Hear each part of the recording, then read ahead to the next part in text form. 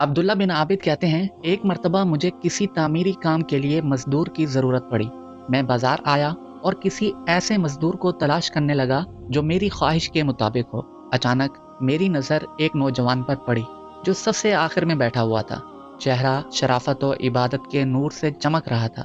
اس کا جسم بہت ہی کمزور تھا۔ اس کے سامنے ایک زنبیل اور رسی پڑی ہوئی تھی۔ اس نے اون کا جبہ پہنا ہوا تھا اور ایک موٹی چادر کا تہبند باندھا ہوا تھا۔ میں اس کے پاس آیا اور پوچھا، اے نوجوان، کیا تم مزدوری کرو گے؟ کہنے لگا، جی ہاں۔ میں نے پوچھا، کتنی اجرت لوگے؟ اس نے جواب دیا، 1 درہم اور 1 دانک، یعنی درہم کا چھٹا حصہ، یہ لوں گا۔ میں نے کہا، ٹھیک ہے، میرے ساتھ چلو۔ وہ نوجوان کہنے لگا، جیسے ہی مؤذن ظہر کی اذان دے گا میں کام چھوڑ کر نماز کی تیاری کروں گا اور نماز کے بعد دوبارہ کام شروع کر دوں گا۔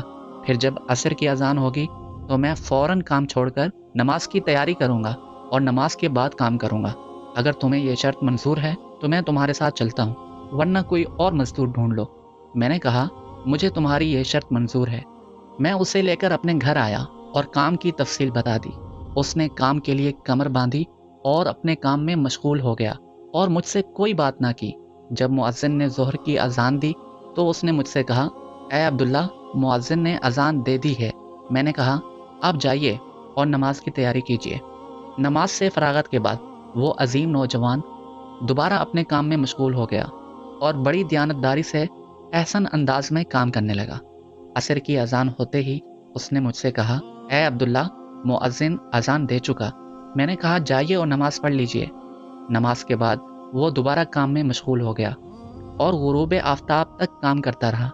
پھر میں نے اسے طے شدہ اجرت دی اور وہ وہاں سے رخصت ہو گیا۔ کچھ دنوں کے بعد مجھے دوبارہ مزدور کی ضرورت پڑی تو مجھ سے میری زوجہ نے کہا، اسی نوجوان کو لے کر آنا، کیونکہ اس کے عمل سے ہمیں بہت نصیحت حاصل ہوئی ہے اور وہ بہت دیانتدار ہے۔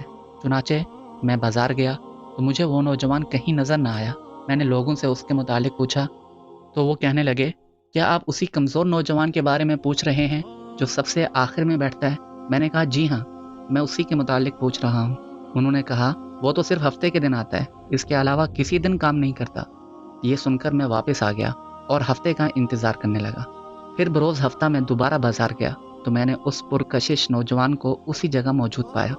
میں اس کے پاس آیا اور اس سے پوچھا، کیا تم مزدوری کرو گے؟ اس نے کہا، جی ہاں، لیکن میری وہی شرائط ہوں گی جو میں نے پہلے بتائی تھی۔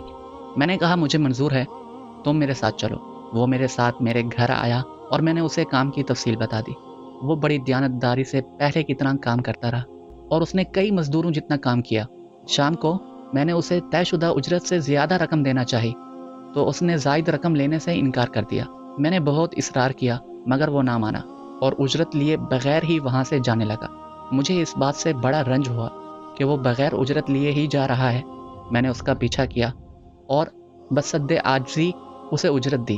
اس نے زائد رقم واپس کر دی اور طے شدہ مزدوری لے کر وہاں سے روانہ ہو گیا۔ کچھ دنوں کے بعد جب دوبارہ ہمیں مزدور کی ضرورت پڑی تو میں ہفتے کے دن بازار گیا اور اسی نوجوان کو تلاش کرنے لگا، لیکن وہ مجھے کہیں نظر نہ آیا۔ میں نے اس کے متعلق پوچھا تو لوگوں نے بتایا کہ وہ ہفتے میں صرف 1 دن کام کرتا ہے اور مزدوری میں 1 درہم اور 1 دانک، یعنی درہم کا چھٹا حصہ اجرت لیتا ہے۔ وہ روزانہ 1 دانک اپنے استعمال میں لاتا ہے۔ آج وہ بیمار تھا اس لیے نہیں آیا۔ میں نے پوچھا، وہ کہاں رہتا ہے؟ لوگوں نے بتایا، فلاں مکان میں رہتا ہے۔ میں وہاں پہنچا تو وہ ایک بڑھیا کے مکان میں موجود تھا۔ بڑھیا نے بتایا کہ یہ کئی دنوں سے بیمار ہے۔ میں اس کے پاس پہنچا تو دیکھا کہ وہ سخت بیماری میں مبتلا ہے اور اینٹوں کا تکیہ بنایا ہوا ہے۔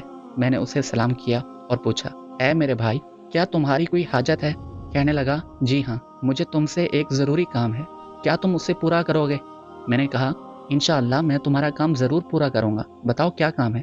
اس نوجوان نے کہا، جب میں مر جاؤں تو یہ لوٹا اور زنبیل بیچ کر گورکن کو اجرت دے دینا، اور کفن کے لیے مجھے میرا یہی اون کا جبہ اور چادر کافی ہے، مجھے اسی لباس میں سپرد خاک کر دینا، اور میری جیب میں ایک انگوٹھی ہے، اسے اپنے پاس رکھنا، اور میری تدفین کے بعد اسے امیر المؤمنین ہارون رشید کے پاس لے جانا۔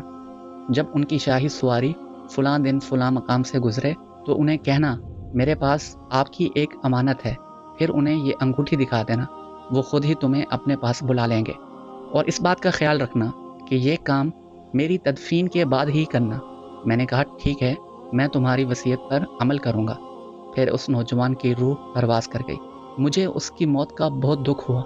بہرحال میں نے اس کی وصیت کے مطابق اس کی تجہیز و تکفین کی اور پھر انتظار کرنے لگا کہ خلیفہ ہارون رشید کی سواری کس دن نکلتی ہے۔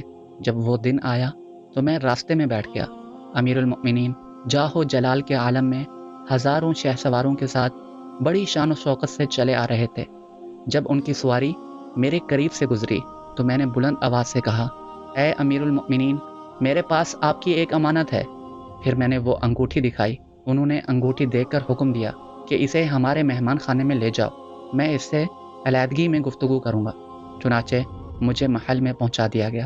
جب خلیفہ ہارون رشید کی واپسی ہوئی تو انہوں نے مجھے اپنے پاس بلایا اور باقی تمام لوگوں کو باہر جانے کا حکم دیا۔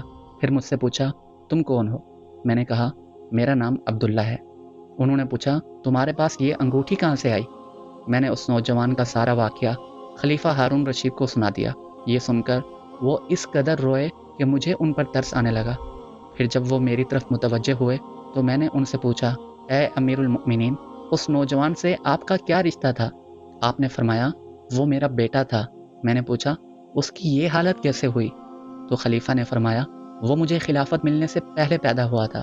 ہم نے اس کی خوب نیک ماحول میں پرورش کی اور اس نے قرآن کا علم سیکھا۔ پھر جب مجھے خلافت کی ذمہ داری سونپی گئی تو اس نے مجھے چھوڑ دیا اور میری دنیاوی دولت سے کوئی فائدہ حاصل نہ کیا۔ یہ اپنی ماں کا بہت فرما بردار تھا۔ میں نے اس کی ماں کو ایک انگوٹھی دی جس میں بہت ہی قیمتی یاقوت تھا اور اس سے کہا، یہ میرے بیٹے کو دے دو تاکہ بوقت ضرورت اسے بیچ کر اپنی حاجت پوری کر سکے۔ اس کے بعد وہ ہمیں چھوڑ کر چلا گیا اور ہمیں اس کے متعلق بالکل معلومات نہ مل سکیں۔ آج تم نے بتایا ہے۔ پھر آپ رونے لگے اور کہا، آج رات مجھے اس کی قبر پر لے چلنا۔ جب رات ہوئی اور ہم دونوں اس کی قبر پر پہنچے تو خلیفہ ہارون رشید اس کی قبر کے پاس بیٹھ گئے اور زار و قطار رونا شروع کر دیا اور ساری رات روتے روتے گزاری۔ جب صبح ہوئی تو ہم وہاں سے واپس آ گئے۔ آپ علیہ الرحمہ مجھ سے فرمانے لگے، تم روزانہ رات کے وقت میرے پاس آیا کرو، ہم دونوں اس کی قبر پر آیا کریں گے۔ چنانچہ میں ہر رات ان کے پاس جاتا، وہ میرے ساتھ قبر پر آتے اور رونا شروع کر دیتے، پھر واپس چلے جاتے۔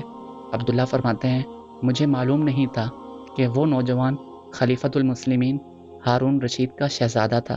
مجھے تو اس وقت معلوم ہوا جب خود امیر المؤمنین نے بتایا کہ وہ میرا بیٹا تھا۔